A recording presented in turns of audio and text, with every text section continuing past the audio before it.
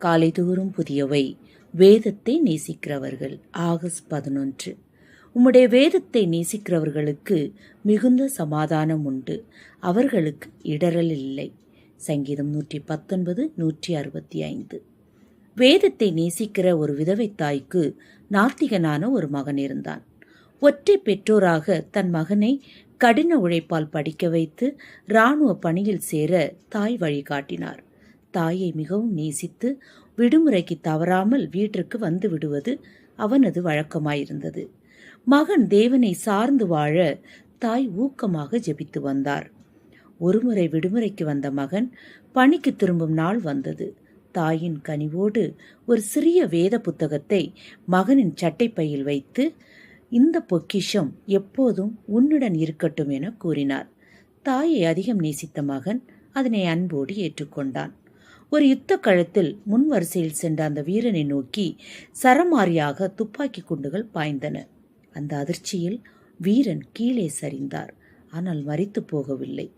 காரணம், துப்பாக்கி குண்டுகள் நெஞ்சை பிளக்காமல் தாய் தந்த வேத புத்தகம் பாதுகாத்தது. இந்த நிகழ்வு அந்த வீரனின் வாழ்க்கையை புரட்டி போட்டது. வேதத்தை நேசிக்க தேவனுக்கு தன் வாழ்க்கையை ஒப்புக் கொடுத்தான். அவனுடைய இருதயம் சமாதானத்தினால் நிறைந்தது. தாய் வேதத்தை நேசித்து அதன்படி தானும் வாழ்ந்து மகனையும் வழிநடத்தியதால் தேவன் அவர்களுக்கு மிகுந்த சமாதானத்தை பரிசளித்தார். வேதத்திலும் அப்போஸ்தலனாகிய பவுல் சவுலாக வாழ்ந்தபோது தேவனுடைய பிள்ளைகளை துன்பப்படுத்தி வந்தார்.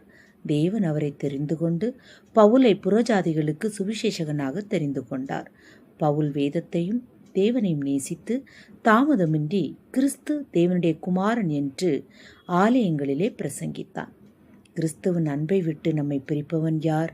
உபத்திரவமோ, வியாகுலமோ, துன்பமோ, பசியோ, நிர்வாணமோ, நாசமோசமோ, பட்டயமோ, இவை எல்லாவற்றிலேயும் நாம் நம்மில் அன்பு கூறுகிறவராலே முற்றிலும் ஜெயம் கொள்ளுகிறவர்களாய் இருக்கிறோமே.